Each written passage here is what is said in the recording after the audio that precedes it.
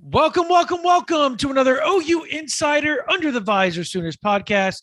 My name is Brandon Drumm. I'm here with Parker Thune, and it's getting hot, Parker. It's getting very, very hot. And we're not just talking about the month of July, starting about June 9th, from what I just saw on the television.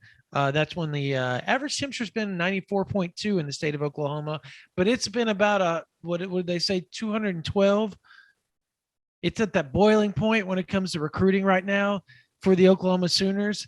Patience is a virtue, and Venables and company have just been going ham on everybody, man.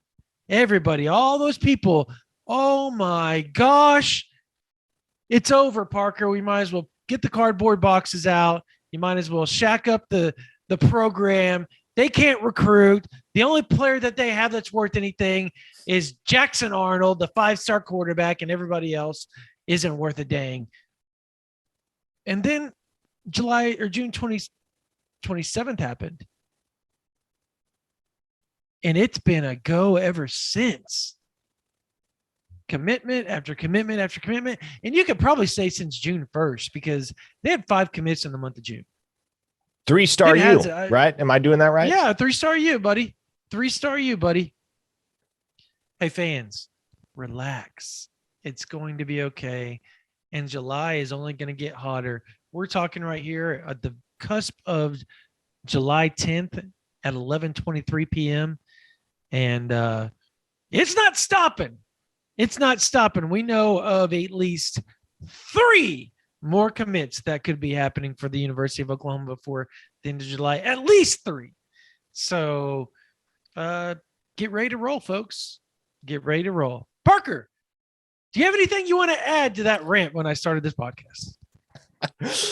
Well, no, I think you hit all the key points there, Brandon. It's just refreshing because, I distinctly remember one post on, I believe, June 29th on the OU Insider VIP board, the day before Samuel Omosigho committed to the University of Oklahoma. By the way, Samuel Omosigho is now the number 123 overall player, according to the 24/7 Sports recruiting rankings, the number 10 linebacker in the country. So that is an example of an outstanding eval by Brent Venables and his staff, because, yes, he was a lowly 3-star when he received the offer and when the interest started to heat up from Oklahoma. But you look at where he is now, there's little doubt that Brent Venables and that Oklahoma staff knew what they were doing when they put a red eye on Samuel Omosigho. But there was a post on the OU Insider VIP board on June 29th, and it was one of our VIPs asking, why is there such a lag in our recruiting?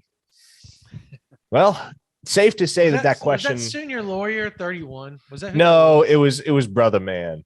But yeah, that's right. Sorry, Sooner Lawyer. Safe to say that question is no longer pertinent, because in the last 2 weeks, Brandon, 7 commits for the Oklahoma Sooners, highlighted by 3 top 100 guys this week alone in Jaquays Petaway, Caden Green, and PJ Adebare. Yeah. Could there be some more top 100 guys coming around the corner here in the near future? I think maybe so. Maybe so. And hey, guess what? For those that are not, that are going to hear this on July 12th, I'm going to drop a little nugget for you. I believe July 13th is when the new, is it 13th or 14th when the new rankings come out? It's the 13th. For 247. It's the 13th. By the way, for those of you tuning in on the YouTube side, today's show unofficially sponsored by Regatta Classic Bermuda Stone Ginger Beer. Oh, very nice, Parker. I'm going to go with the local. If you haven't been to the local, and hey, they're getting free advertising here. The local actually is really good.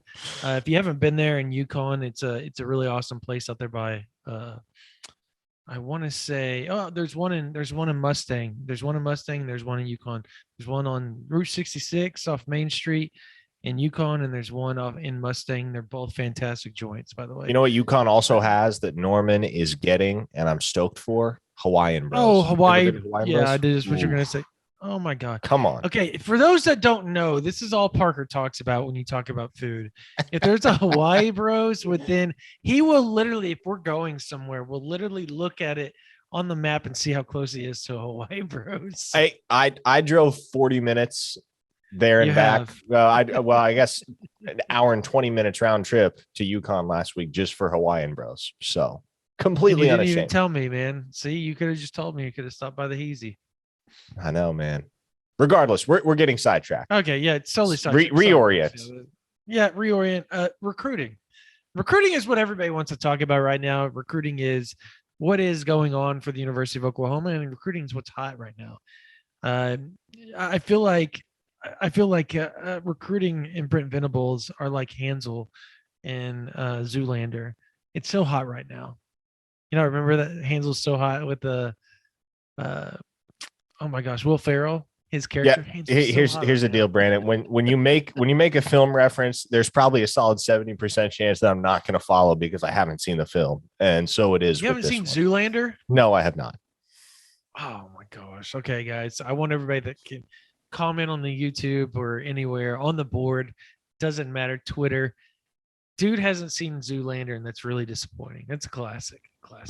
All right. Anyways, it started out with Heath Ozida, 3-star U, baby. 3-star U. 3-star offensive lineman out of Washington. And yeah, go ahead and say the name of the town. I don't want to butcher it. Snoqualmie, Washington. Snoqualmie, Washington. He's originally from Edmond, Oklahoma, mind you. He lived there till he was 7 years old.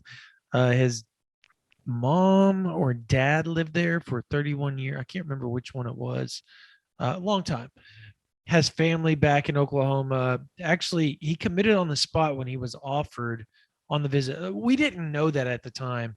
We just knew that Oklahoma was in a really good spot, that he took on the official visit to Oklahoma.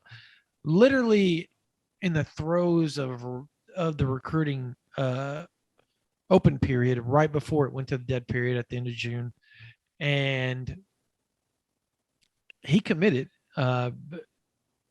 And I'm talking to people up there in the Northwest, they think this guy has a big upside. He's physical on film. They would like to see him a little bit more physical in camps, but at the end of the day, if he continually shows out during his senior season, you never know what's going to happen. I mean, we're not predicting a 4th star, but there's a chance. No, there's a chance.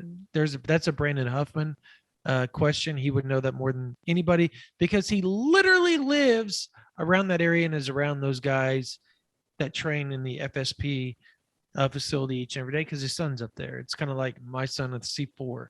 Like you're around it all the time and you just kind of know what's going on. But yeah, Ozada is a big guy. What is he? 6'6", 296. 296, 6'6", Yeah. 296. Listen, it's one man's opinion. I love Heath Ozida's film. Love it. I do too. Love it. I see definite 4-star potential on his film. And obviously with a kid like him, you mentioned it. He hasn't necessarily been a standout on the camp circuit, but he's sitting on the higher end of 3-star status right now. And there's a very good chance that with a solid senior season, he does pick up that 4-star. And when you look at the way that he moves, man, on film, that's what stands out to me the most is he is so athletic for an offensive tackle. He gets the next level so quickly, finishes blocks, punishes defenders. And he's got all the makings of an elite offensive tackle at the next level, assuming he is developed properly.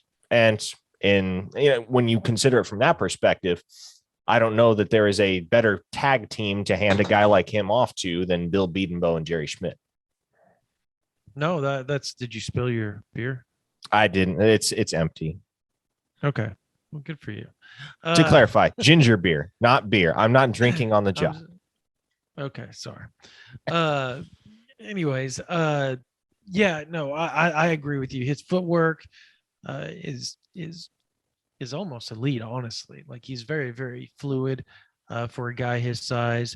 And to top that off, I also want to add on a side note, that he's a hell of a video editor. If you go back and watch 10-year-old Heath Osiris, go to 10-year-old YouTube, Heath, folks. man. It will not disappoint. It will not I showed my wife, Amy, that YouTube, and she watched it from start to finish. She was so enthralled over how this kid could do the things that he was doing editing at 10 years old. It's pretty impressive, to be honest. So yeah, that started off on June 27th.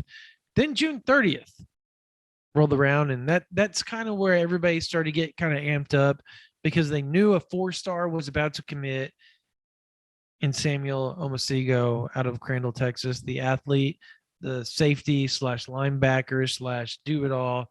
Obviously, Oklahoma's recruiting him at the linebacker position. You and I both have seen Omosigo in person on several occasions, and I just want to tell everybody, when you watch his film and it pops out to you, he's physical, he fits those run lanes, and I mean he's a heat-seeking missile downhill. Like, he is going to knock your head off. But then you go watch 7-on-7 and you watch how he covers in space, and you're like, oh, okay, now you see it. Now you see that athleticism that has everybody very enamored with him in Norman. So this was a big pickup, and for the very reasons. I mean, he moved up. Was it 133 spots, right? Wasn't that how far he moved up to 123? I forget how far it was in the composite, but yeah, he wasn't in the top 24/7 until no, he is now this week, and well, now he debuts at 123. Yeah, July 13th he'll debut at 120. No, he already has. I think he already has. He was in they one moved of the. It up when I was looking at it. Okay. Well, when I was looking at his profile the other day after they did the article, they hadn't changed that yet, so that's why I questioned it. I want to throw this out here before we go on to July real quick, and it's going to have something to do with July, but I have a funny feeling that this number 11 spot for Oklahoma is going to be more like a 8 or 9 when the rankings are redone, composite wise. Is that fair? Is that a fair assessment of what could happen? Well, when 247's new rankings are thrown out there, when you get Jackson Arnold potentially as a number 15 overall player in the country, you have Derek LeBlanc. I don't know that he's going to, and by the way, our token hello to Ricardo LeBlanc. But Derek LeBlanc is deciding on what, July 28th, right? And yes, 28th. We're going to throw hypotheticals out here because I want to do this for for what I'm trying to say right here. And it's, well, you know what? He's not even a part of the equation, nor he may not ever be a part of the equation, to be honest with you. So there's that. But let's say he did become part of the equation and he chose Oklahoma over Florida. That would be huge, by the way, if that does happen. I'm just going to throw that out there. Just because Oklahoma, that would be the first time in a long time Oklahoma has beaten an SEC school. And look, there's a reason for Florida to be confident. There's a reason for Oklahoma to be confident. So we'll see what happens on July 28th. But for argument's sake and my point, does he stay 17 overall on 247? Do you think that, because he did so well at the camps, I think it's going to be interesting to see what they do with him, because I know 247 thinks very highly of him. Yeah. Well, and here's the thing with LeBlanc, though. It's not so much his upward mobility doesn't have nearly as much to do with what 24/7 thinks of him, because they're way higher than on him than all the other recruiting services. It's more about correct. When do the other services catch up to 24/7's evaluation of correct. LeBlanc? And to answer your question and kind of circle back around here, you know where I'm going, right? Yeah. No, when you look at the rankings right now as they stand today, Oklahoma's less than 10 points between Arkansas, behind Arkansas, who has the number 8 class. So between 8 they have and 11 commits, by the way. Yeah. There's only 8 8 or 9 points separating them. So depending on how much fluctuation you get, yes, Oklahoma could absolutely rise on Wednesday when the new rankings come out. Now, obviously, things could work in reverse direction. They've got Baylor and Cincinnati sitting right behind them. Maybe a couple kids that the Bears or the Bearcats have evaled and gotten committed. Maybe they take a hike up the rankings and Oklahoma gets supplanted by one of those programs. But I think there's a very good chance that simply by virtue of the shuffling of the rankings on Wednesday, OU might make their debut in the top 10 of the 20. I forgot the year for a second. The 2023 team rankings. Yeah. To be fair, they were number one at a certain point in time, but that feels like a lifetime ago. When we're talking about this year, the calendar year 2022, when you have the actual recruiting cycle that the rankings are subject to, this will be the first time that Oklahoma cracks the top 10. Okay, so having said that, let's go with the commits. We'll discuss what we think of them here in just a minute. Obviously, July 4th, you got Phil Picciotti, 3-star linebacker, 4-star on Rivals, 4-star on 3, but he's a 3-star composite because of, I believe, ESPN and 247. But, and don't quote me, it's 2 of those 4 are the reason why, and I know one of them is 247 because our board makes it known every day that Picciotti needs to be a 4-star. And he's barely off the 4-star spectrum. He just doesn't have the track numbers that we value very much. And when you're talking about ranking football players, and I agree with Brian Doan on this, and I know some people won't, some people will. When you have guys you find that are equal, you're going to find the athleticism part of it, the athletic movements, the explosive number differentiations that are going to give one person the up over the other. And that's kind of Picciotti doesn't have a lot of track time. So it's hard for us to rank him above somebody that we feel is similar to him, but probably has a 4th star. And that's kind of where we're at with him. Now, I think the move to IMG is going to help tremendously. Absolutely. 1,000%. Now, yeah, but does that give him, there's no guarantee he's going to be a 4-star, but there's a chance. And Brian Doan told me as much. There is a chance. Similarly with Logan Howland, who this is going to be his first year of full season at offensive tackle. And a lot of Oklahoma fans don't know that. They don't know he's only played 0 years and only literally 6 months of camp, but he was really dominant in the camp settings. And that's what's made him just skyrocket up the rankings and the 3-star status to where he's on the cusp of being a 4-star. A good senior season, he's a 4-star likely. And my reason for saying this is when we do the new rankings, I'm interested to see what you and your prediction, because I have one, but I want you to go first on 3 guys, 4 guys. Where do they end up in the rankings? And there would be a 5th if we were recording this on the 16th or 17th, I believe, but just for kicks and giggles, I can't really throw him into the equation because I think he's somebody that I feel could be moving up in the rankings on 247 as well because of how high people view his skill set at that position. But we'll talk about that here in a bit. You know what I'm talking about. No doubt. And most OU fans do too, but we'll discuss it. We'll clarify here in a little bit, folks. Okay. In the new rankings coming out, for those listening, you're listening to this on the 12th and the 13th. And if you've listened to this before noon on the 13th, you will hear these predictions prior. So, okay. Atabare, Green, Jackson Arnold, and Petaway. Those 4. Where are they ranked in the new 247? Because those 4 are very fluid guys that have potential to skyrocket up. They're 4 guys that everybody talks about just could be fast movers. Yeah. And I think Omosigo at the end of the day is going to be one of those guys that could be a top 75 guy. Yeah, absolutely.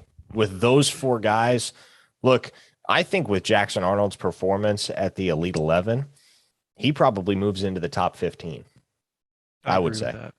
And I would say top 20. Yeah, at top 20 is probably the floor, but I think he was impressive enough against elite competition. No shock at the Elite 11. I think he did enough to earn his way into the top 15. Now, with Jaquace Pettaway, again, I think the interesting thing when you're talking about and when you're having the conversation about how he may rise, how far he may rise in the recruiting rankings, 24/7 has him evaluated a lot higher and ranked a lot higher than a couple of the other services. And so even if he moves up 8 or 10 spots in the 24/7 rankings, how much does that affect his composite fluctuation? So I don't figure there'll be as big of a move for Pettaway. I think best case scenario, he probably picks up 4 or 5 spots at most. With Caden Green and with PJ Atabare, look, Cooper Pitanya, who does an outstanding job as a member of the National Rankings Council and serves as a national recruiting analyst for 24/7 Sports. He dropped in on the OUinsider.com VIP board earlier today after PJ Atabare committed to say, literally only to say, and Cooper doesn't stop by the board very often, once every few months, but he dropped by solely to say, this kid is one of my absolute favorites in the class, and he could be a 5-star by the end of it. And that is something that we have talked about on this podcast before, Brandon, and on the YouTube live series, the potential that PJ Atabare could be a 5-star at the end of the year. And that's not out of the realm of possibility at all. Here's where I stand with him. He was the subject of a targeted tweak that our 24/7 Rankings Council did shortly after his performance at the Under Armour camp in Kansas City in April. And Alan True, who obviously has a hand in the rankings and the process therein, he was on hand in Kansas City. And I think we were maybe halfway through the defensive ends drills before Alan said, yeah, PJ is probably the most impressive player here. And he continued to prove it over the course of that afternoon.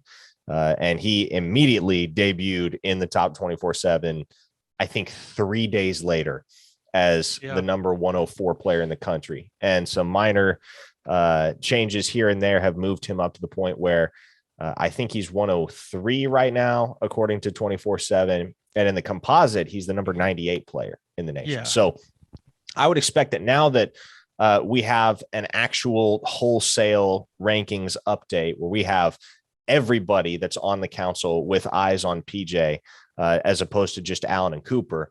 Once everybody gets the chance to see some of the stuff that he's done on the camp circuit, in addition to that junior film, I expect he's going to rise even further.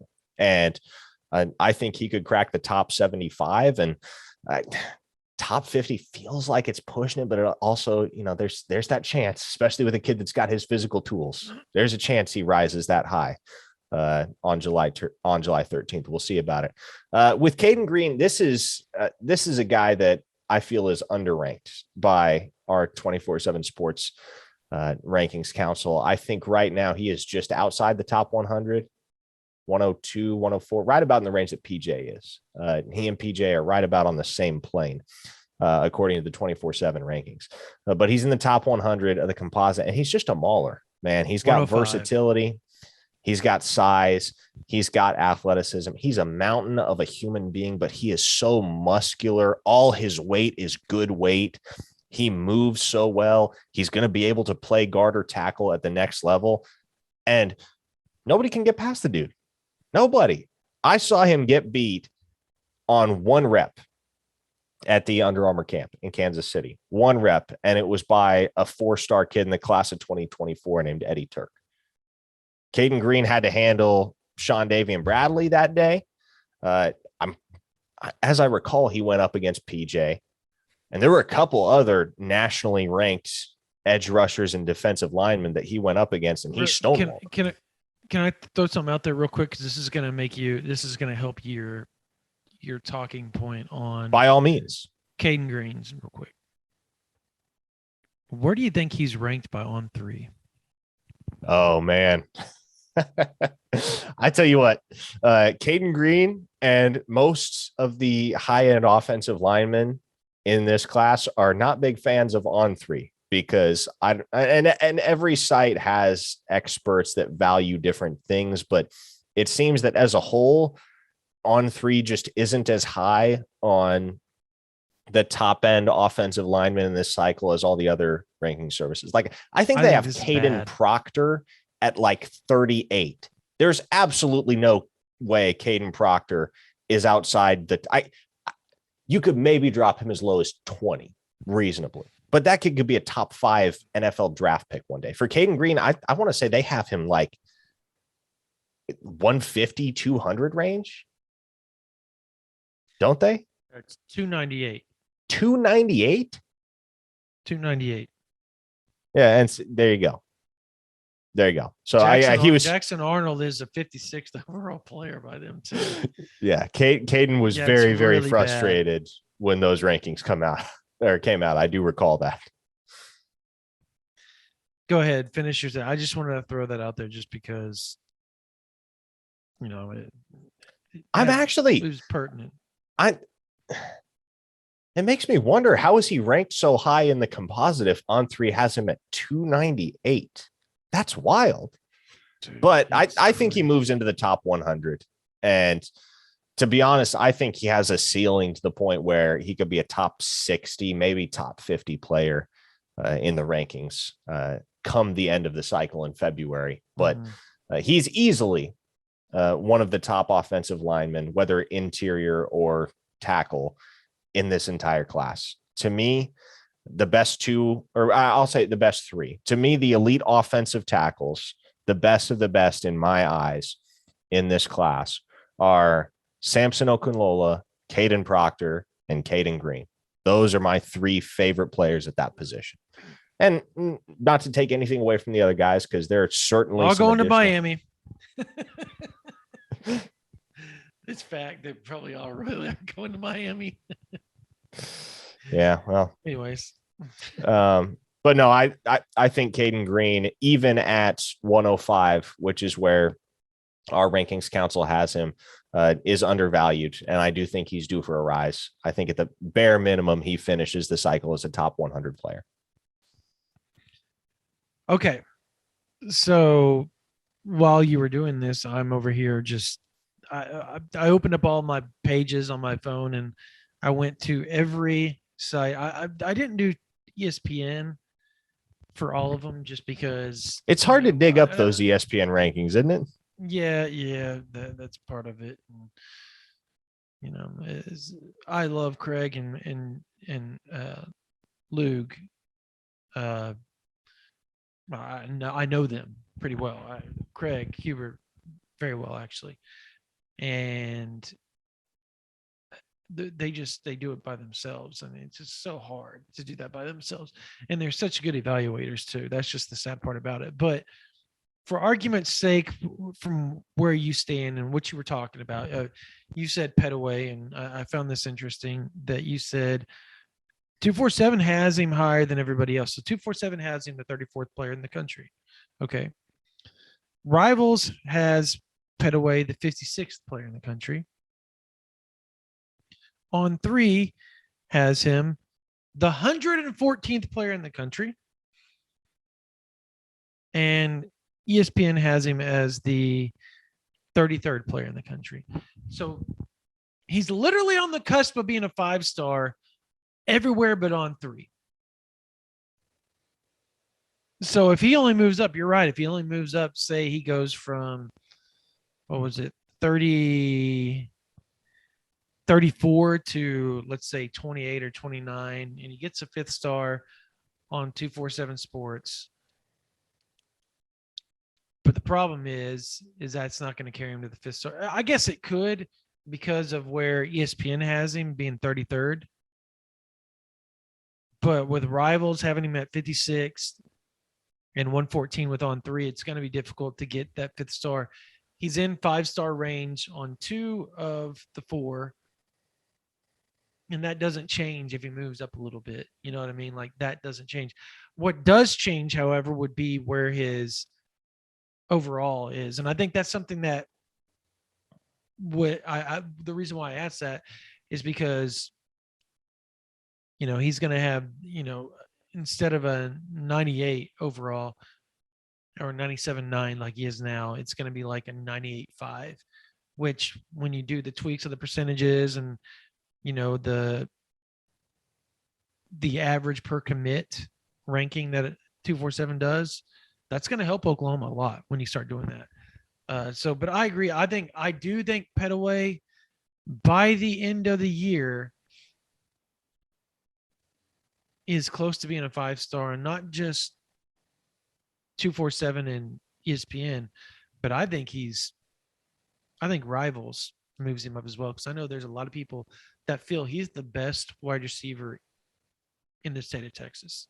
I know several people, and they cover other schools in the state of Texas, mind you. And that is especially impressive considering that this class of wideouts in the state of Texas is deep. Is a pretty dang deep one and a pretty dang talented one. Jalen Hale plays in the state of Texas. Jonte Cook plays in the state of Texas. It's a little bit. Oh, well, yeah, I'm sure we'll get there. Yeah, no, what you're saying, I agree. Like it's so deep. It's so talented. It's so good. I mean, Michael Harrison Pilot. I mean, we could go on and on and on of just really good. Jaden Greathouse, like really good wide receivers in the state of Texas. As far as Caden Green goes, I don't know that he gets in the 5-star range just because he's 105 on 247, which by the way, listen, as long as he's 298 on On3, absolutely no way he's touching 5-star status. Right. Correct.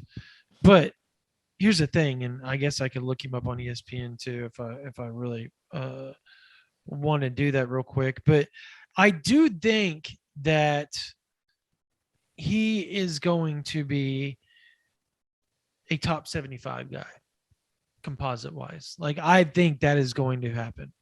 And on ESPN, he's the 77th overall. So yeah, he definitely could get into that top 75 range. With Rivals having him dang near close to 5-star status.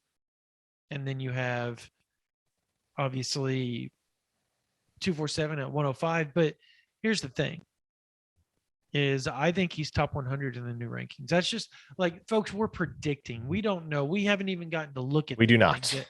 We get to look at those 24 hours in advance.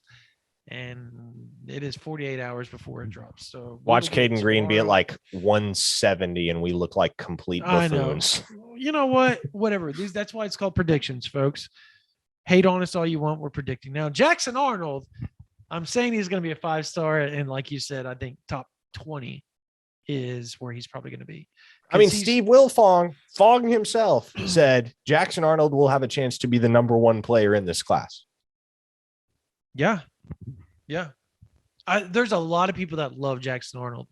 I can tell you there's 2 of the top programs in all of college football that aren't the University of Oklahoma that consider him the #1 quarterback in the country. Both of them still recruiting him very hard in 2023, by the way. Both won national titles in a playoff era. Yep. And this is coming from people that cover that area, that know those schools, have flat out told me they are trying so hard to pull Jackson Arnold. He's not going to go anywhere. I know for a fact he's not, because he doesn't really talk to anybody other than Levy, but there's a lot of people out there that think Jackson Arnold is that elite. So yeah, he's going to be up there top 20. With the new rankings. So I think PJ Adebawore, and like you said, I think he's the most intriguing out of everybody in talking about this, just because of what we saw him do.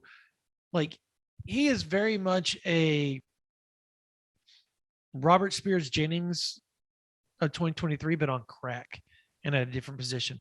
And I say on crack because, yeah, Robert Spears-Jennings moved up 800 spots, but he topped out at like 105. Hey, by the way, I want to give a shout out. You talked about what great evaluators Craig Hubert and Tom Luganbill are.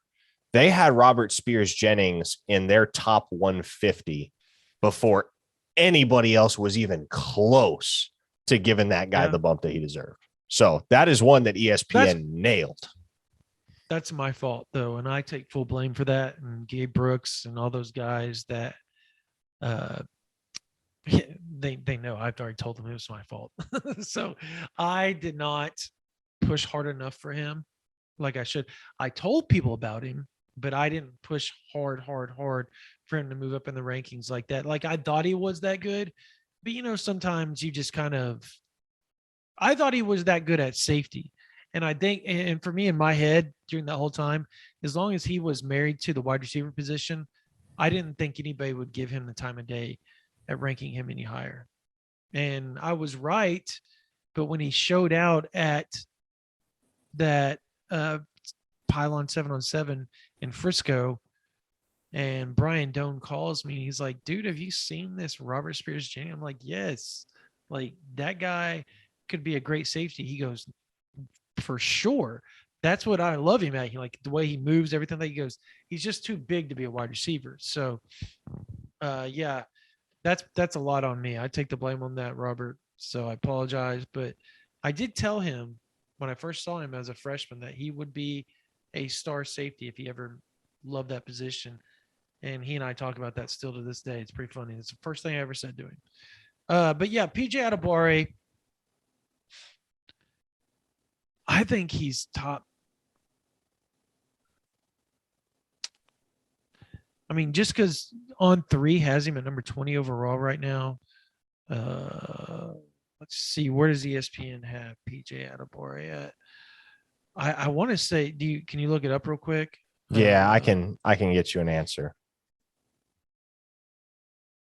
Yeah, I want to say that he is top 80. No, he's 275. No, 275. Ooh, so that's gonna be what hurts him. Is ESPN at 275? We're talking composite, folks. Yeah, well, they also have him listed at 6'4", 210, so it doesn't look like that's been updated in a while. Yeah, they need to update those rankings. That's pretty bad. But yeah, PJ Adebawore is number on ours. He's number what? 98. Or no, he's 98 in the composite.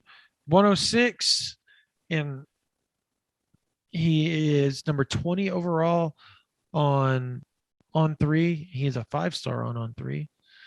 Or no, he's a 4-star at number 20, which I don't get how we do that. Like Derek LeBlanc being number 17 overall in our rankings, but not having that doesn't make sense to me. You know what I mean? Like that doesn't make sense. But you know what? That's why I don't do rankings. And he's number 116 on Rivals. I think 247 is going to have him. I'm going to say 71 in the new rankings.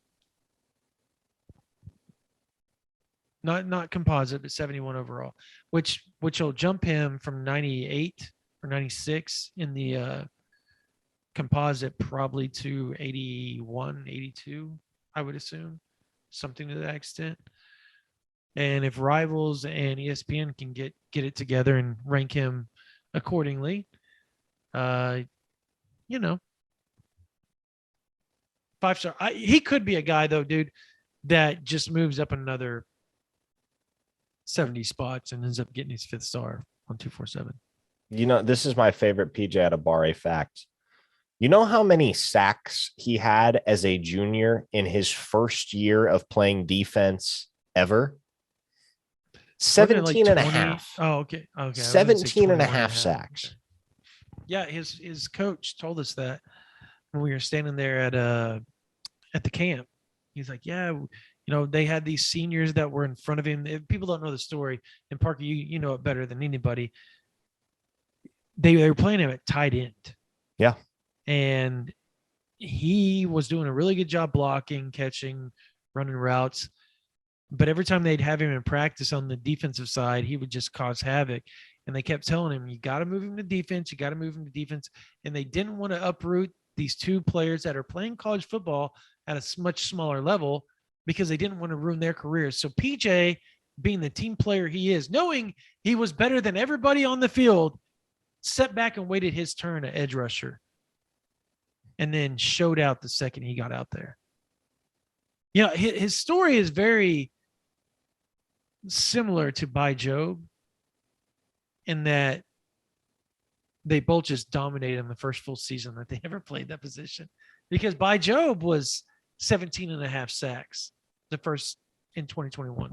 First time he ever really played a full season, 17 and a half sacks. So they're very similar, and they have very similar body structures too. Now PJ's thicker right now because he's been in the weight room longer, right? But athletically, I think they're very similar, and they come from similar, obviously, backgrounds, being North African guys too. Finally, is that all four? Did we talk about all four? I did, didn't I? Yeah, we hit all four. So yeah, that's why we think that Oklahoma could be, 9, 10, 11, or not, they're 11, 8, 9, or 10 in the new composite rankings when it's all said and done, because of all the movement. They've got a lot of guys. That's the one thing about Oklahoma. The staff evaluated so well that the guys that they have a lot of movement that can be had throughout the next few months, and really see Oklahoma go from maybe 6 or 7 to maybe number 2 or 3, just because 4 or 5 of their dudes end up getting like a 4th star and they didn't have it previously. And that just makes your numbers go up substantially. But let's talk about July 1st. We talked about Picciotti. Picciotti, is that how you say? Picciotti, man. Dadgum. We've been saying Picciotti for so long. I just combined it just there. You gotta chew on those seeds, or on those C's. Picciotti. And then after Picciotti, 3-star linebacker that committed to Oklahoma, none other than Jaquays Petaway, wide receiver out of Houston. Was it Langham Creek High School? And if anybody watches that guy's film and you don't see a potential 1st or 2nd round pick, I think you're crazy. Like, he is going to be that dude in college. He has such a huge upside. He reminds me of is oh my gosh, from Alabama, Jalen Waddle. Yeah, a little bit of Waddle, but that's just because they're from Houston. But I was gonna say Denver Bronco. Jerry Jeudy. Jerry Jeudy is who it reminds me of. Just the frame, 5'11", 6 foot, not slender, but not real thick either. But when they get out in space, there's a play, Parker, on his huddle where he literally splits 2 dudes that are standing right at the safety position, runs right through him. He was so fast. He has just amazing speed and amazing sense out in space. You kind of give your assessment on him.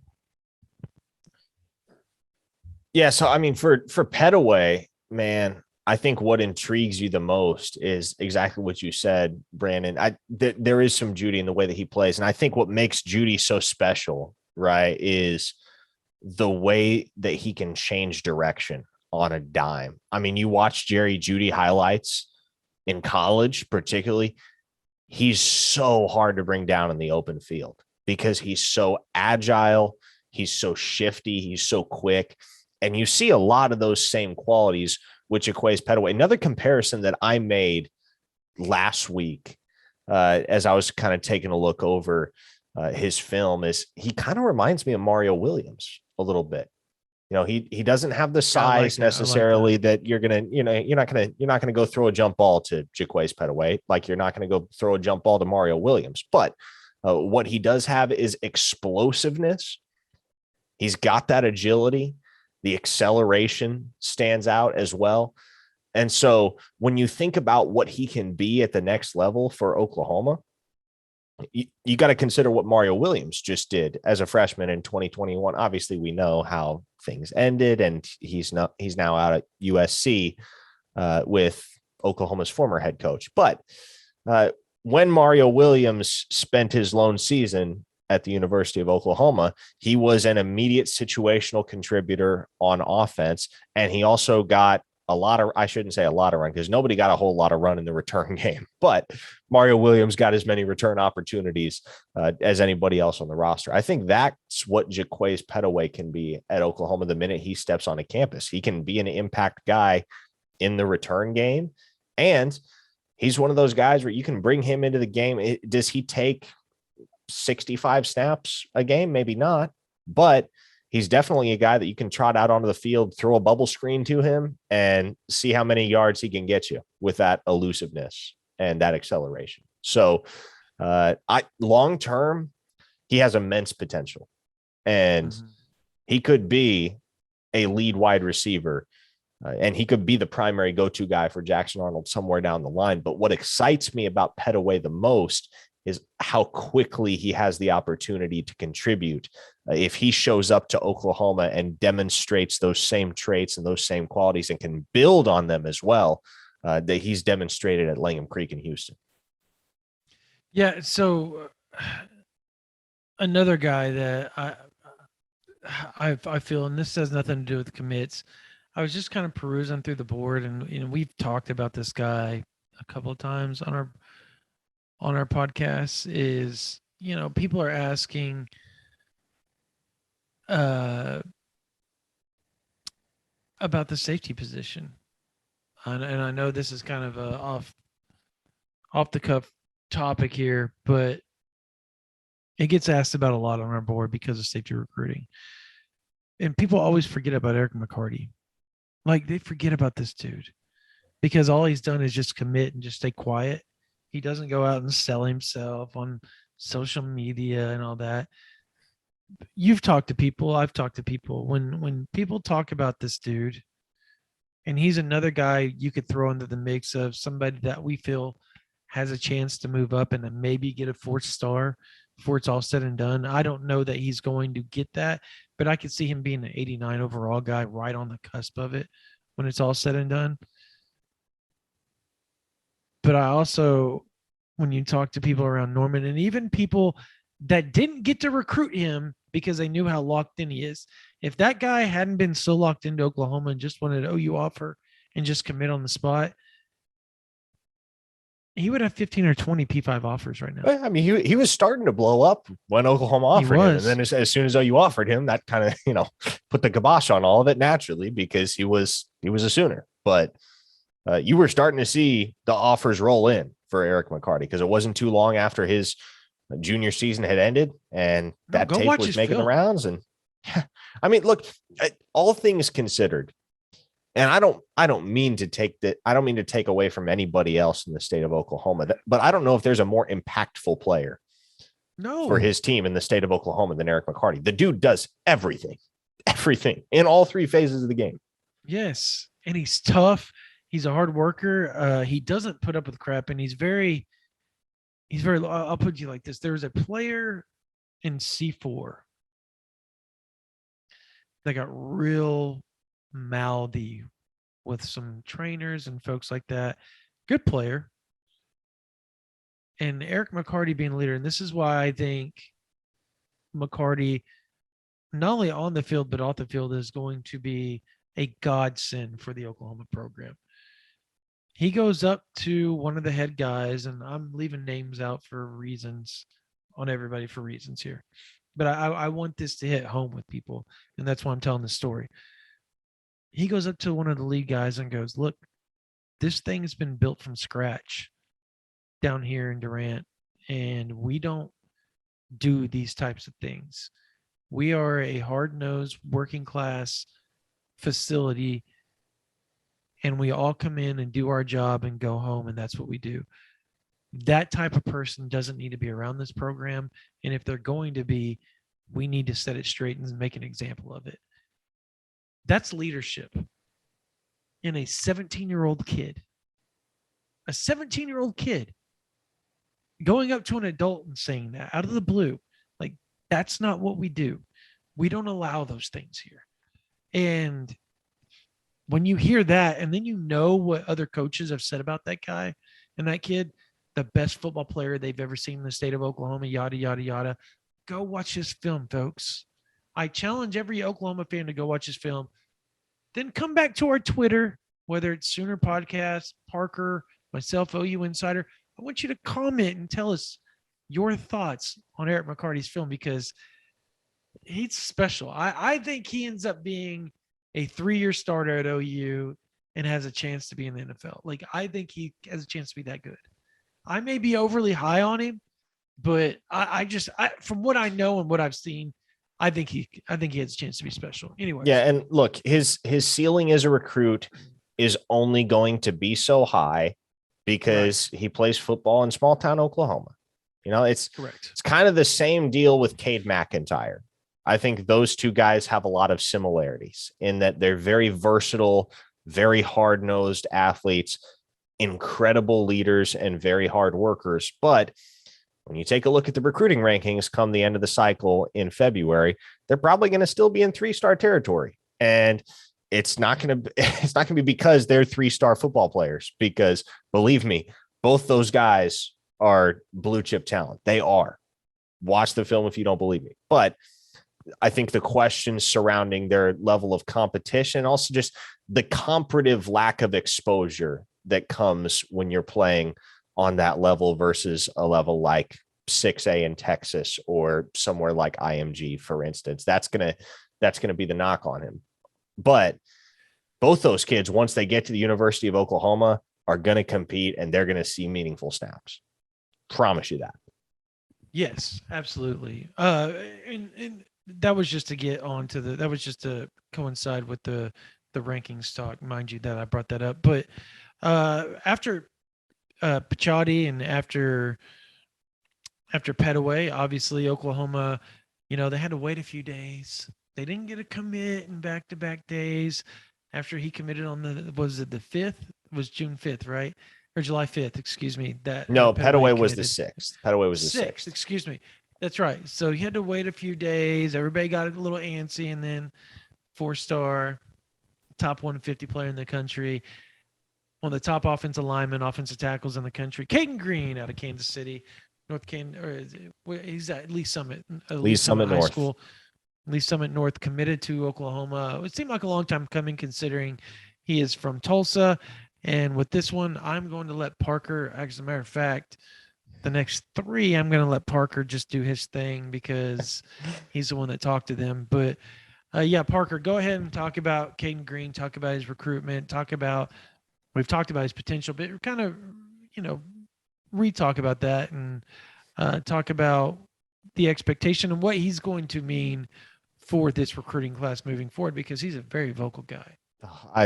I love it, man. I love that kid. I love his family. And I love that it's finally over for him and that he's an Oklahoma Sooner, because, and I'm not going to get too deep in the weeds on it, but trust me, if people knew how pro OU that kid was behind the scenes in the months, not just the weeks, but the months leading up to his commitment, they would have understood there was never any reason to believe any of the hype surrounding Missouri towards the end of his recruitment. There's a reason I dropped the crystal ball for Caden Green last May. It's because I was talking to one of his trainers actually on the day of his commitments, shortly after he announced, and his trainer told me, look, that kid, from the second he got the offer, he was going to be a Sooner.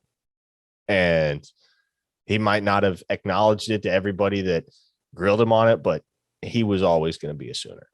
As long as Bill Bedenbaugh was there, he was absolutely going to be a Sooner. So this has just been a really... He said he was announcing. He just figured out in the last week. That's what he said. You and I both know that's not true, but yeah, go ahead.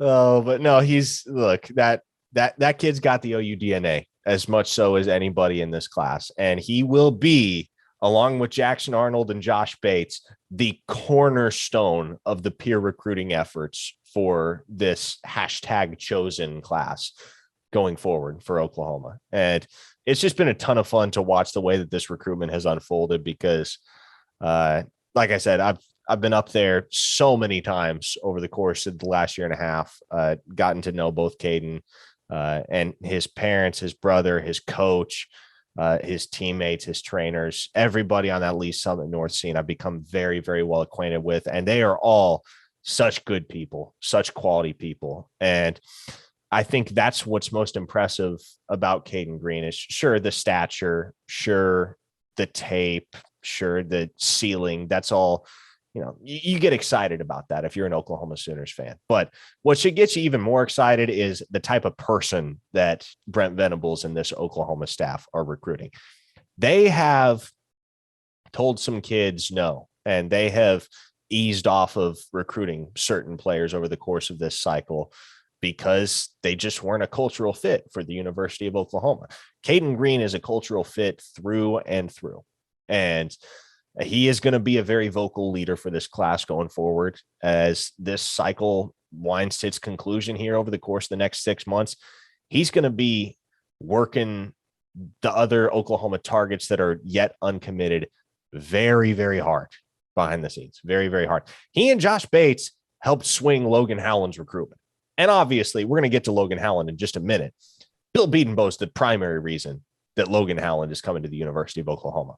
But I tell you what, things were real tight between Iowa and Oklahoma until Caden Green and Josh Bates got in Logan Howland's ear. So you can tip the cap to Green and Bates for their hand in helping get Howland to Norman. Go ahead and talk about Howland because he's the next one. He did the next day. So yeah, after you're done with that, just talk about Howland. Yeah, well, I mean, we can roll into it in just a second here. I was just going to add, look, Caden Green stays in constant contact with Derek LeBlanc. He stays.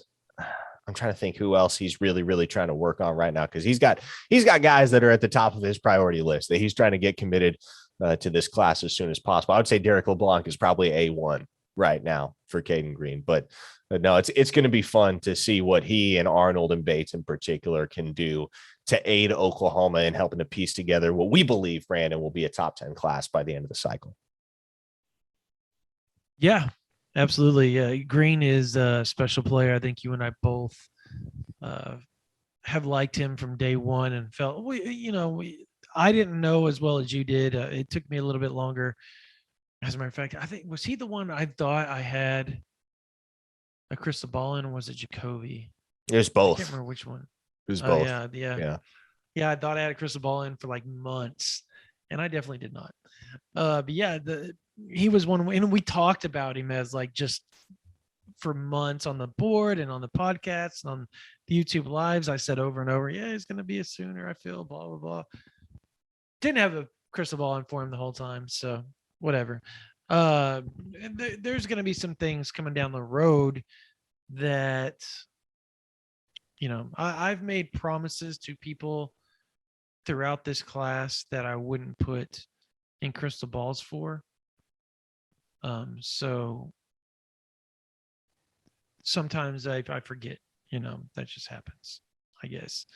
And I'll leave it at that because come February, we'll dive into all that, but yeah, it's going to be nuts how this class ends up. And obviously on July the 9th, they got another one with 3-star offensive lineman out of New Jersey, Logan Howland, who was brand new to the offensive line, if you will. I mean, being an inline tight end, he was a quasi offensive tackle anyways at 6'7", 280 pounds, but the dude freaking has blown up in the camp circuit, and you got to talk with him a little bit, discuss why he chose Oklahoma, his relationship with Kendrick, and talk about that with the Iowa and Oklahoma, because you and I both were hearing at that time, man, looks like it's Iowa, man. Everybody's talking Iowa.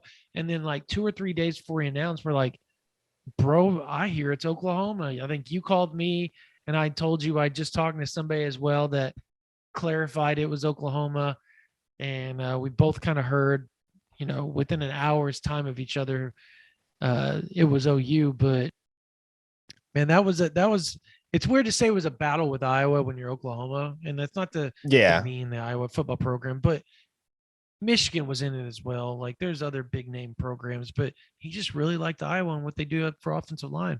And talk about that. Talk about Caden Green, Joshua Bates, and Bill Bedenbow's relationships that swayed that at the end. Yeah, I mean, look, this was a tough pull for Oklahoma. And I understand that there are going to be people listening and say, well, it's the University of Oklahoma. They should get whatever 3-star they want. But no, this was a tough get, because in addition to Logan Howland being a kid that's rising quickly on the recruiting circuit, he's also a guy that had a connection to the University of Iowa. His quarterback at the Hun School in Princeton, New Jersey, Marco Linez, who's a 3-star in the class of 2023 as well, is committed to Iowa to play quarterback. So I will say from the outset, as soon as he dropped the top 4, I remember maybe 30 to 45 minutes after he dropped the top 4, I put a note on the OUinsider.com VIP board saying, look, I expect this to be an Oklahoma battle, or Oklahoma-Iowa battle down the stretch.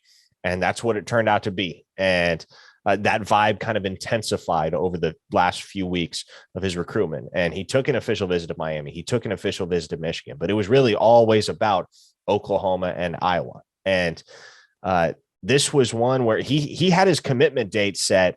It seemed like before he had made the decision, because I was in contact with him and sources around him for about a week and a half, 2 weeks leading up to the announcement.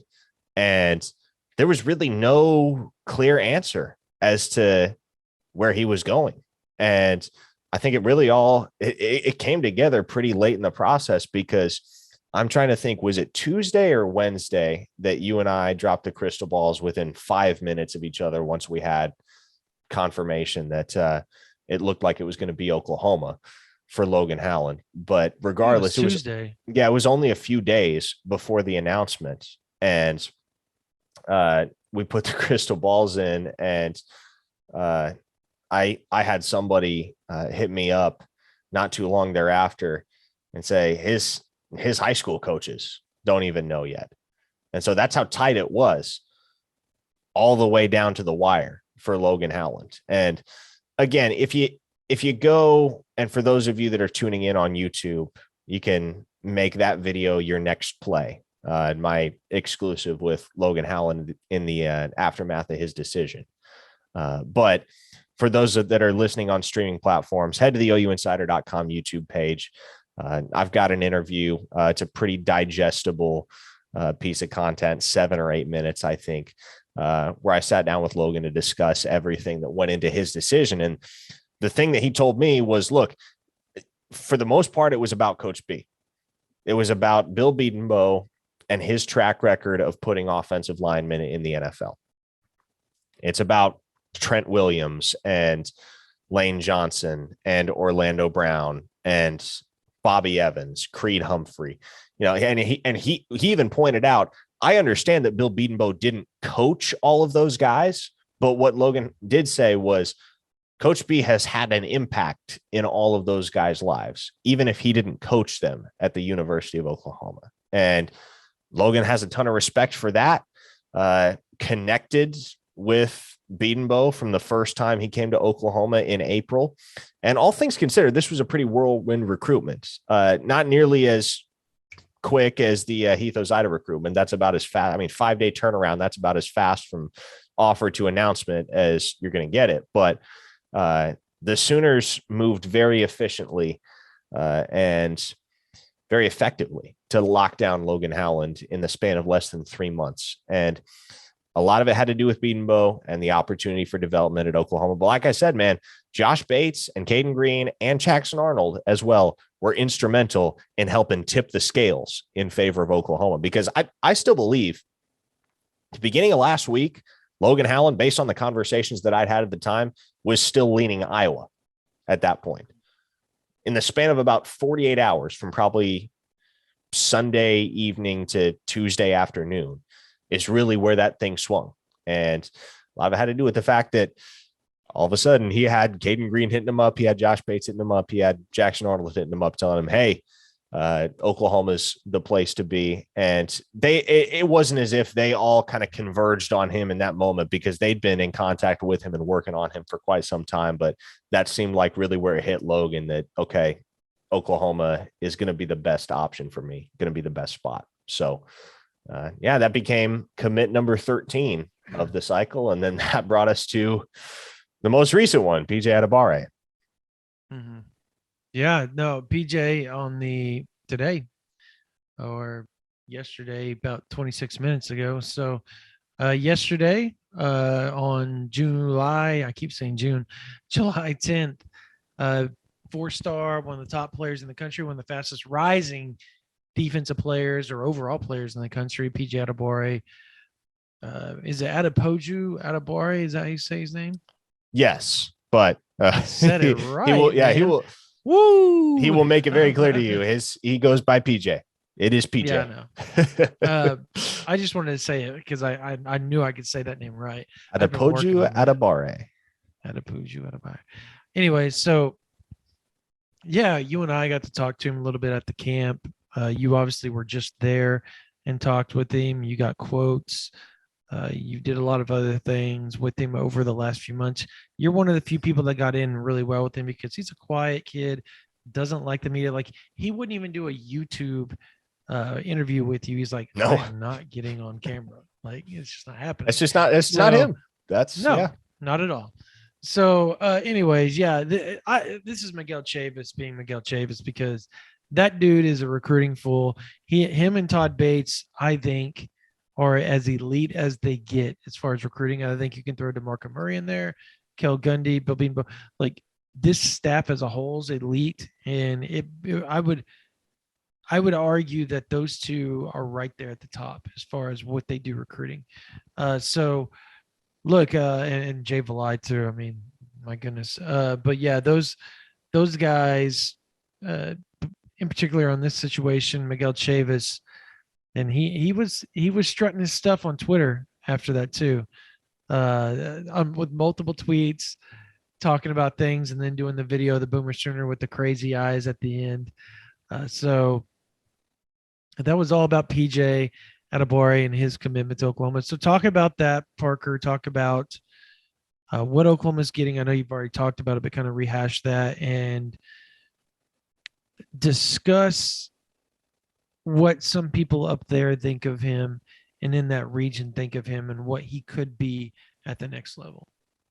Yeah, I mean, you said it right off the bat. That's the first thing you got to know about PJ is he's just a very quiet, business-like, very considerate, super kind-hearted kid. Like, I was honestly surprised when he publicly put out that he was committing because I figure he knew it was going to come with interviews that he would have to do, as opposed to the initial plan was for him to just drop the thing Thursday out of the blue and surprise people. But he didn't get the edit in time, and then from what he told me, it sounded like he wanted Caden Green and Logan Howland to each have a day where they could celebrate their commitments, and then he could have his turn on Sunday. So that's what ended up happening. And look, he is, and we talked about him earlier, the transition from tight end to defensive end and just how impactful he was on the defensive side of the ball as a junior. He blew up in a hurry. He was unranked in the 24/7 sports recruiting rankings as recently as last December. Now he's a top 100 player nationally. And the physical traits, I mean, you don't run across a kid that has the physical makeup of PJ Adebawore every single class. He is 6'5", depending on whether it's, well, I guess depending on how much track he's done over the course of the previous week, he can range anywhere from 225 to 240 in terms of his weight. But the most impressive thing about him physically is those arms, man. He's got a 7'1" wingspan, just crazy long arms. And so that's one of those traits. That's one of those features that certainly behooves you as an edge rusher. You know, if you're going to rush the passer, if you're going to be trying to get past 320-pound offensive tackles at the next level, it's useful to have arms that are that freaking long, man. And so who has longer arms, him or Bijo? Because you and I both know those two have the longest arms that we've ever seen in person. Yeah, well, what's Bi's wingspan? You would know better than I do. I think it's over 7 foot. Yeah. Okay. Yeah. 7 foot. Much like PJ's. Because that's the first thing. Remember that photo I took of him where his arms just skate across that photo, and it was, I want to say it was like 7'2", 7'3", something like that. I don't know, something crazy if I remember correctly. Sean would know better than me. But yeah, it was so. You said PJ's is 7'1". 7'1". Yeah. Oh my god. Ridiculously long arms. And I will say this much. It's not the first time I've given a shout out on this podcast to Ryan Wallace. But Ryan Wallace was on this thing from the jump, man, because I had been up to see PJ in action. And I actually, at the time, I hadn't gone to see him specifically because he only had like 3 offers at that point. But last fall, he and North Kansas City ended up matched up against Sean Davian Bradley and Platte County. And at that point, Sean Davian was trending very heavily in the direction of Oklahoma. And so he's one of those kids that I've bonded with as well as anybody in the 2023 class. And so I went up to see Sean Davian, and that was where I first took note of PJ. And I was exchanging DMs on Twitter with Ryan Wallace in the aftermath of that game. And he said, you're going to be coming back for PJ. He knew, well, and then he followed up a couple months later when the new staff got on the scene at Oklahoma. And he said, you're definitely going to want to come back for PJ because Oklahoma is kicking the tires with him and Edrick Hill. And if they offer those two, they're going to be very, very difficult to beat. Now, obviously, the Edrick Hill situation is an entirely different can of worms. I'm sure we'll talk about at some point because OU did take quite a while to get around to offering him. But as soon as Oklahoma offered PJ, and as soon as he visited for the first time on March 5th, I mean, it was going to be very difficult for him not to be a Sooner. And I mean, that's the reason I dropped the crystal ball in March, because I was that confident. It was just, and I remember saying it at the time, it doesn't make sense. And it really can't make complete sense unless you just know PJ and know the way he's wired. But he's an Oklahoma football player. He's a Brent Venables football player. And there were those that were worried about the offers that he got from schools like Georgia and LSU, Texas A&M, USC, Michigan.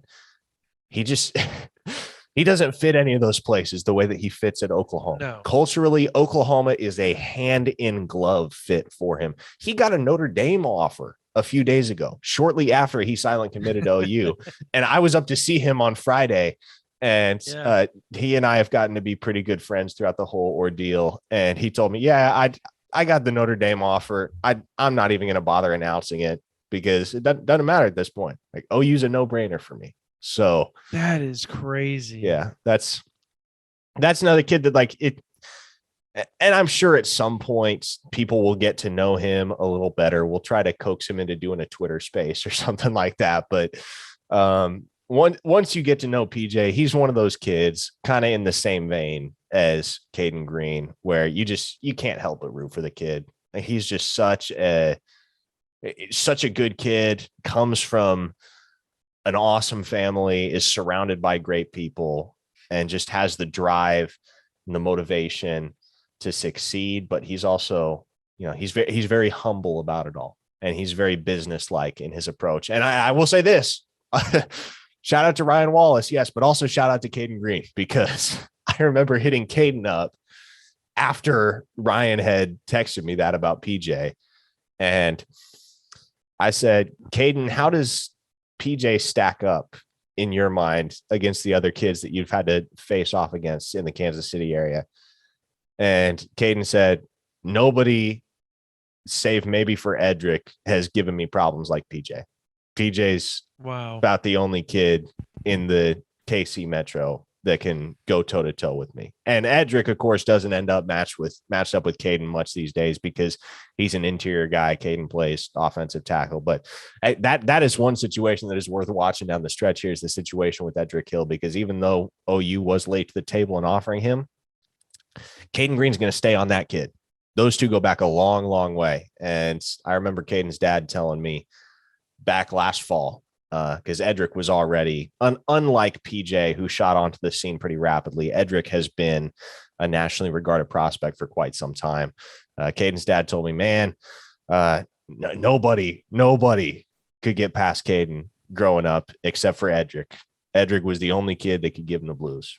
And so, like I said, that bond between Caden and Edric dates back years and years and years. So Oklahoma's going to put the full court press on Edrick Hill between Caden Green and between Todd Bates. And I'll be interested to see whether they can turn the tide, because it's very possible. It is very possible.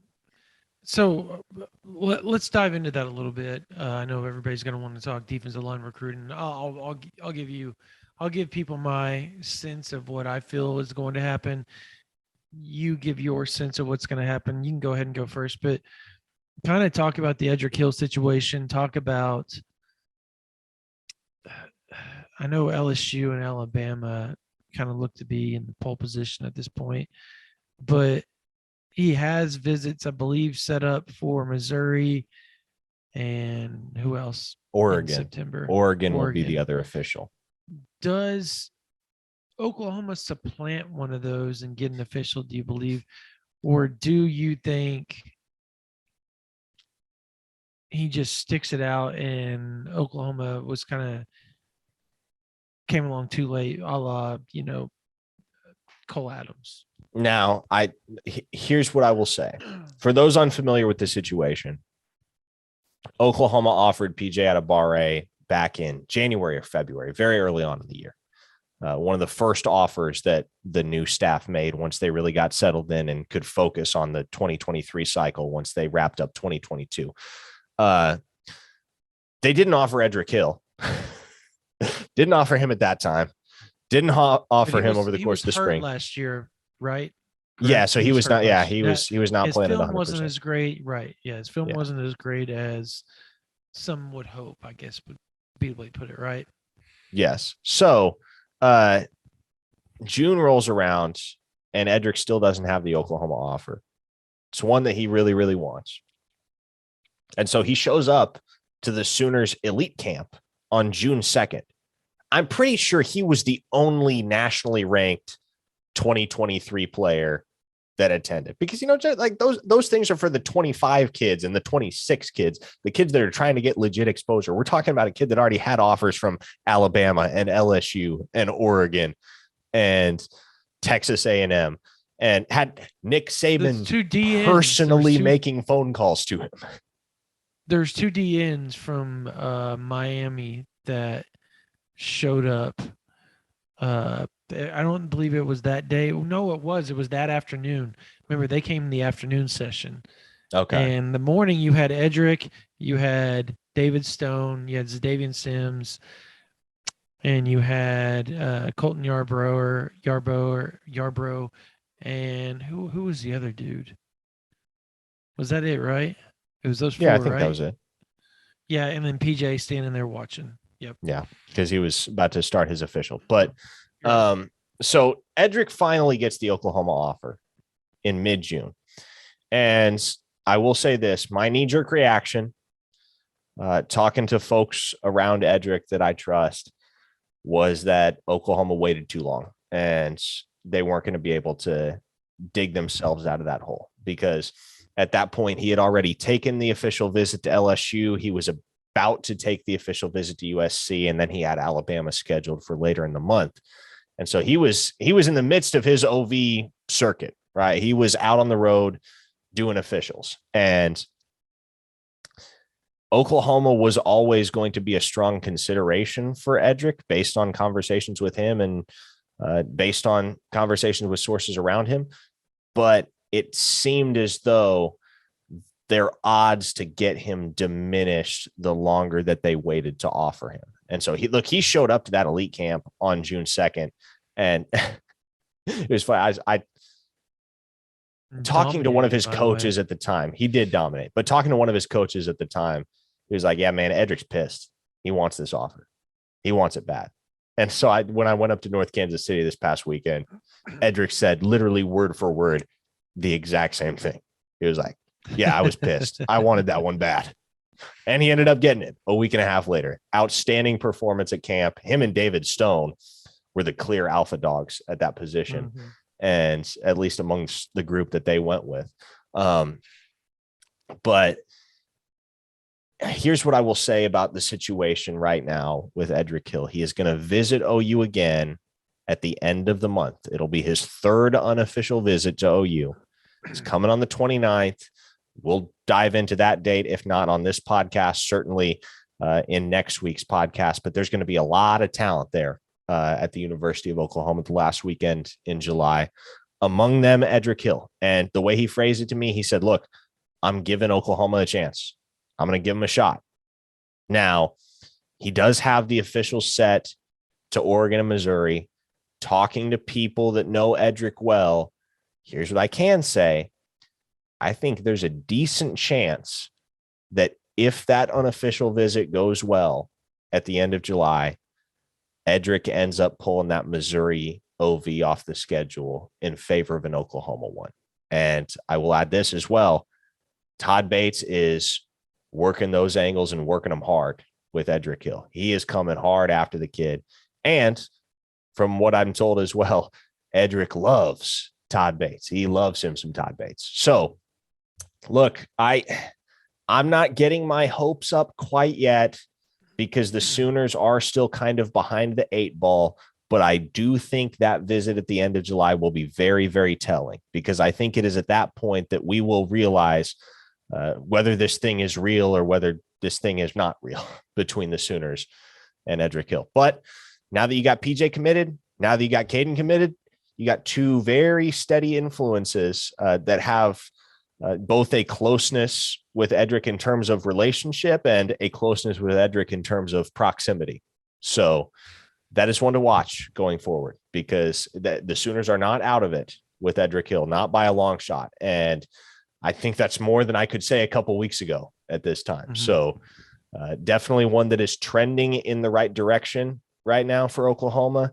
I do think Alabama is still going to be difficult to overcome. They lead this race right now. Alabama leads, but Oklahoma has the opportunity to mount quite a challenge to the Crimson Tide if they continue to build upon their current momentum.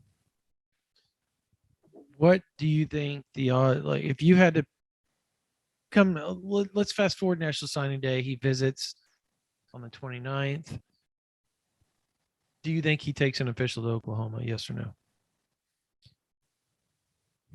Money on the table, yes. I do think he ends up taking an OV to Oklahoma. Money on the table, or as R. Davis said, other stuff on the table. Sure. Does he sign with Oklahoma in the end?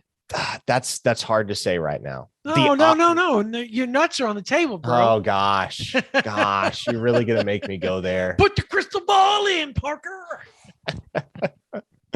Well, okay. No, right now, as of right now today. No, I don't want to hear right now. I want to hear what you think is going to play, how you think it's going to play out. Dude, you have a feel for how this is going to play out. Okay. You know exactly like how I know about certain things. Sure. Yeah, I think he signs with Oklahoma. There's the answer you're looking for. There you go. Now, yeah. It all hinges on that July 29th unofficial, though, because Alabama is going to be tough to overcome. Right? Yes, and that's kind of why I feel that way, is because he's going to have so many pro OU influences in his circle. But man, he is enamored with Alabama. And he loves Alabama. How can you not? And if Caden Mcdonald isn't going to choose Oklahoma, and Florida looks to be like the team right now that's got a lot of buzz surrounding him, which is super weird for somebody that didn't make it down there 3 times to visit, then finally made it down there, stayed, and but when I talk to people about Caden Mcdonald, they still feel Oklahoma's like right there at the top with him. And I guess he talks to them all the time. Obviously, we've talked about the connections there. They have 2 guys at that nose tackle position, and that interior defensive line position, that Oklahoma couldn't find 2 better dudes that have more connections to OU than Edrick Hill and Caden Mcdonald at this point. Like, they're deep-rooted connections at this point. So that's what I'm saying, man. Yeah, I'm with you, because I think I would pick Edric over Caden at this point too. And I think Oklahoma's still in it with Caden Mcdonald too. So there's that. I just think at the end of the day, it's hard to, you've got 2 of your best friends going to Oklahoma.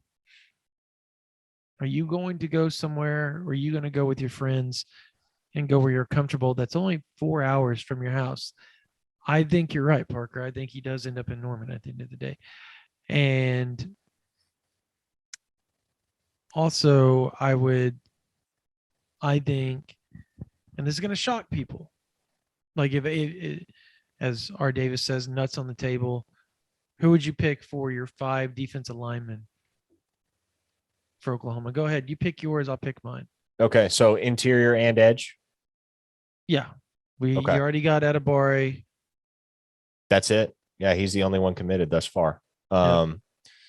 My 5 would be, okay. Well, I got to go with the ones that I have crystal balled. So I'll throw Tassili Akana in there right off the bat. Mm-hmm. PJ and Tassili Akana are your 2 edge guys.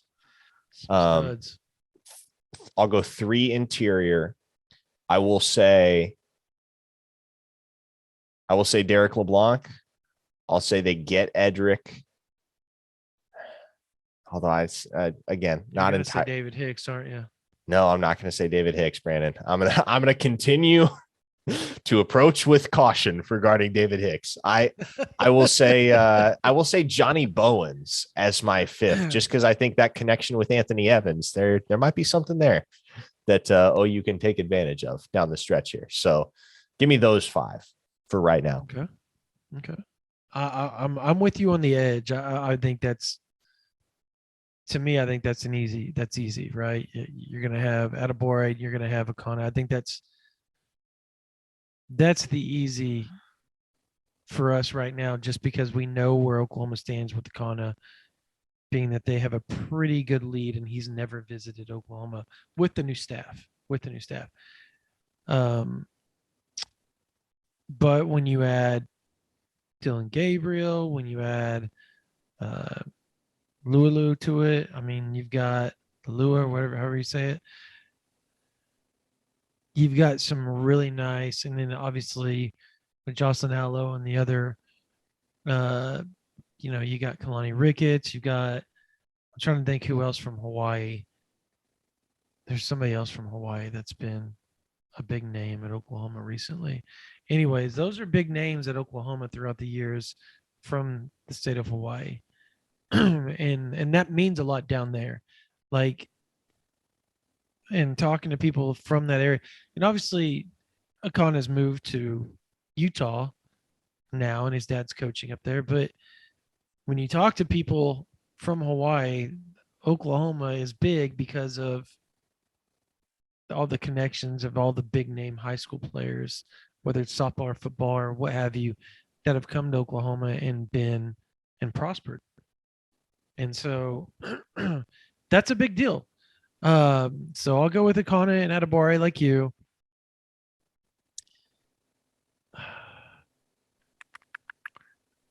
I'll go with Edric interior. I'm going to go with, you know what? You're probably going to be right about Johnny Bowens because of Anthony Evans at the end of the day on August 26th when he announces we both feel it's going to be OU. At least on July 10th or 11th, whatever date we're recording this.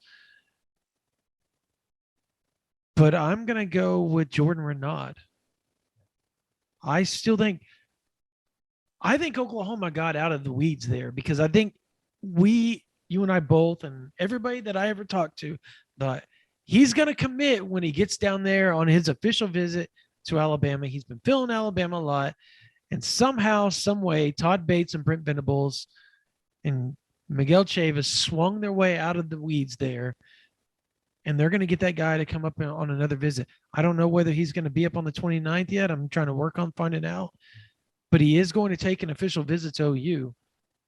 And everybody I've talked to from that Tyler area, family-wise, all that type of stuff, they want him in Norman because it's closer. It's easier for them to get to. Now, mind you, he's also, I guess, being recruited by Florida State and could take an official there. I don't know that Texas A&M is pushing very hard for him because I think when I talked to somebody around that during the summer, and it was about the time I was out there in Tyler, they thought that they just didn't have the room for somebody, at that position because of everybody they've gotten over the last few years. And that makes sense. I mean, they're loaded at the edge / one, that hybrid D line, the guy that can slide inside, outside, like a Jordan Renaud would be. So I'm going to go, it's going to be Akana, Adebawore, Renaud. I'll go LeBlanc. I'll say Derek LeBlanc. Just a guess there. Because Florida is right there with him as well. So but I'll guess LeBlanc in this situation. And then I'll go with, was that my 3 interior, right? LeBlanc, Adebawore, Hill. Yeah. Renaud. Yeah. Those are my 5. You said Edric. Okay. Yeah. I said Edric. But here's the thing. And on the David Hicks deal, we reported this earlier, and I had quotes and everything from his dad. They're on vacation right now. The Hickses, I'm going to find out for sure if they're going to A&M or not. His dad was not for sure if they were going to A&M or not. The only visit that he was for sure was taking place was the Oklahoma visit on the 29th. So I guess A&M's pool party is the 30th. So I guess they could leave in the morning and make it down for the pool party in the afternoon or whatever. But I don't know. We'll find out on that. But I do know Oklahoma is going to host 5-star and the number 5 overall player in the country, David Hicks, out of KD Patel, on July 29th for an unofficial visit. So that's big. Bates is still swinging for the fence there. Either way you look at it, if Oklahoma lands that defensive line and say you miss out on David Hicks, if you're an Oklahoma fan, you're smiling ear to ear with either one of our scenarios, because Oklahoma's just landed, which Johnny Bowens is a top 100 guy, right? Is he? He's a 4-star. I don't know if he's top 100. I thought he's at least top 250. Yeah, I know he's top 2. Yeah, 237. 237 is where he's at in the composite. Top 250. So you have Johnny Bowens top 250. You got Edric Hill. What is he, top 150, 200? No, he's 296 in the composite. Okay, so but he's a 4-star, top 300. 4-star. Yeah. You got LeBlanc in our scenario, folks. LeBlanc would be number 17 overall. You would have Adebawore, who we think could be a 5-star, at least top 70 overall or top 50 overall by the end of the cycle. And then Jordan Renaud, who's top 150 in the country, 200. So you smile ear to ear if that happens. Like, you feel like you have an elite defensive class if that takes place. A potential program changing defensive class if that takes place. With 2024 coming right behind it, and you know where Oklahoma stands with a lot of those defensive linemen. 2 of them are, virtual in-state kids with Zadavian Sims and David Stone, even though he's at IMG. So, I mean, you've got a chance to really, really, really change the view of Oklahoma defensively in a matter of 2 or 3 cycles, especially when you get transfers like, Jeffrey Johnson and Lalua and whoever else. I can't remember. Who else did they get in? That was only 2, right? But that's how you change your program, man. That's how you change your program. Quickly, let's talk about Big 12 media days. We can get into the Big 12. We all know Oklahoma got screwed with the Big 12 polls, right? And the media, not the poll. They're number 2. Baylor being number 1, kind of expected. Yeah, with everything they have returning. Yeah, I get that. I get that. But not having Marvin Mims on your first team, it's kind of wild, right? Not having Woody Washington on your first team, kind of wild, right? I mean, what about Braden Willis as your tight end? I mean, I don't know, man. I'm just throwing out names that you would think would at least get some sort of, and even Spencer Sanders is your first team all big preseason, all Big 12. Really? Over the dude that's thrown for 8,000 yards in his career in 2 years, in 3 games? Come on, man. Like, do you agree with me on this? I'll say this. Looking over the all Big 12 first team poll, I really couldn't knock anybody on that list. Like, sure, ostensibly you would say, okay, there should be more than one Oklahoma Sooner that's all on the all Big 12 first team. But as I looked through it all, there was nobody that I could pick out and say, okay, well, they're not an all Big 12 first teamer, except Spencer Sanders. Spencer Sanders was the one that I had legitimate beef with because I don't know how you defend that. I have not seen. Now, the 3 Oklahoma State fans that still listen to this podcast an hour and a half in, are probably among the 6 Oklahoma State fans that actually listen to this podcast, the 3 that are still listening are going to be like, well, he beat Oklahoma in 2021. Yeah, he sure did. But there were a lot of extenuating circumstances in that game. Yeah. And moreover, I haven't seen enough from Spencer Sanders to justify a first team nod on the all Big 12 team. To me, I would definitely have put Dylan Gabriel above Spencer Sanders. I would definitely have put Adrian Martinez above Spencer Sanders. Yeah. I mean, heck, I don't know. Like, some people are going to crucify me for even putting this out there, but like, I would have heard an argument for Quinn Ewers over Spencer Sanders, if we're being honest with ourselves. Heck, it's probably too early to put Blake Shapen at the top of that list, but that's another guy that has the potential to surprise some people this year in the Big 12.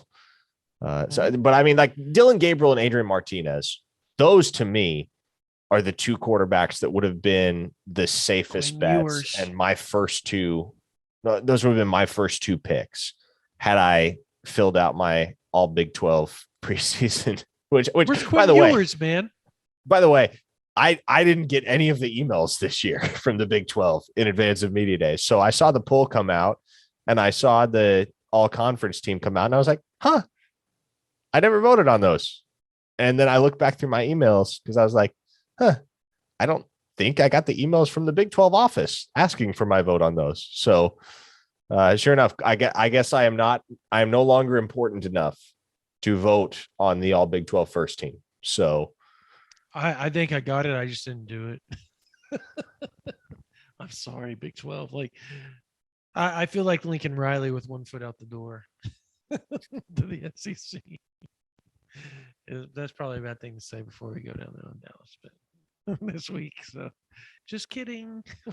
Just kidding. We're just kidding. Big 12 and whoever the new commissioner is, I can't remember his name. So Brett Yormark. Yeah, something like that. I knew it started with B, but yeah. All right. I paid little attention. Like, have you gotten that way where like you just know like everything in the Big 12, you're just like, yeah, whatever, who cares? Because we're not going to be covering it for very much longer. I think I'm getting to that point, but I think I'm getting to that point, but I'm also excited for this upcoming football season because I get to travel to some places that I've never traveled before. I've never been to, I'm not excited to go to Lubbock. I've been to Lubbock. I'm not excited to go back to Lubbock, but I've obviously never been to Morgantown. That'll be a fun trip. Oh, you didn't get to go in 2020, so they haven't been there in 4 years at this point. Yep. I've been to Ames. I've been to Iowa State, have never covered a game there. So that's one that I'm looking forward to. I have been to TCU and I think that covers the road games. I think that's it. Road games. Yeah. Nebraska. Well, but Lincoln, but that's non-conference. So, yeah.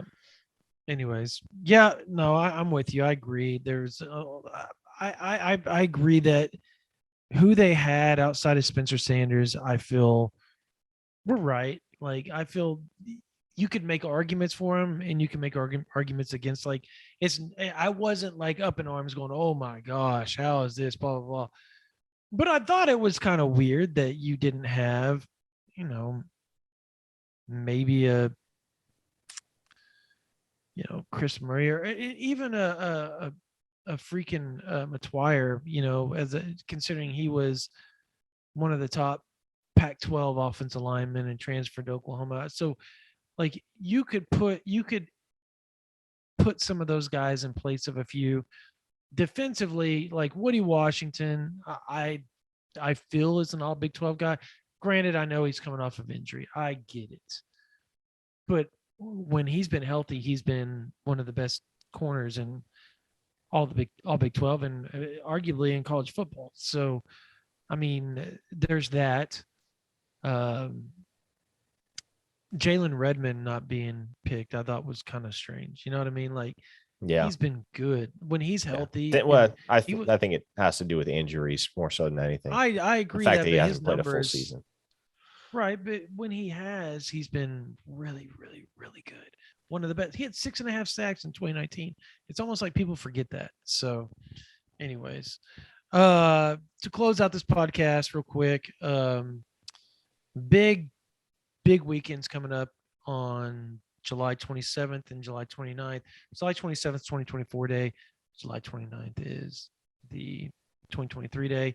We'll cover more of that and I think they're going to call it Party in the Palace, by the way, for the 2023 day. And we're going to cover all of that for you guys on the next podcast and probably the YouTube live. And 100%, we're going to have a whole bunch of stuff we won't have here on OU Insider VIP, which gets me to my point. With all the commits that are going on as we close this podcast out, if you're not a VIP member, you're doing it wrong, folks. And I mean that. Like, we literally have, it's 60% off right now. So for $43, $65 off the normal value of $108. You get 1 year of OU Insider, plus all 250 sites on 247 Sports. So you can go visit Texas A&M, USC, Texas, Miami, Georgia, Alabama. You can go see how their recruiting's doing. You can go see what they're saying about some of the guys that Oklahoma's recruiting that are similar targets. You can go and talk crap on their boards and do whatever you want before you get banned. I don't care what you do, but you get that. Even if you get banned, you can still go view what's going on at those sites because you paid for it. You get what you pay for. And $43 gets you 1 year of OU Insider. We've had a whole bunch of people sign up already this month. I want to thank everybody for that. We've had almost 11 million page views in the last 30 days. That is huge for the month of June and July. That's massive. That doesn't happen. But that's because you guys, you Sooner fans, we are so blessed to be able to do that for you guys and cover OU athletics for you all each and every day. It's a blessing to do that. We can't thank you guys enough for being on OU VIP. If you don't want to do a full year, and mind you, if you do a full year, I'm telling you, after the full year comes up, and say you paid $108 when you renew, you get Paramount Plus to go with it. That means you get another 100 and whatever in value on top of OU Insider, which means for $108, you're getting like $230 in value. You get Paramount Plus, which means Top Gun Maverick, Top Gun, The Offer, which is a great series, 1883, Tulsa Kings coming out with Sylvester Stallone, filmed in Oklahoma City. You get oh my gosh, the jail with Jeremy Renner. I just forgot what it was called. I love it too. I watched it. Great series. You get 2,000 movies that Paramount have had their hands on over the years. All these series they're doing right now. Anything Viacom, Comedy Central, CBS, what have you. You get it with Paramount Plus. But you got to be on OU Insider for 1 year to do that. So we hope you all come and join us. 60% off right now, $43 or $1 for the first month, $9.95 afterwards if you don't want to do it for a year long and you want to try us month to month. All right. That's going to do it for this version of the OU Insider Under the Visor Sooners podcast. For Parker Thune, my name is Brandon Drumm. You guys have a blessed night.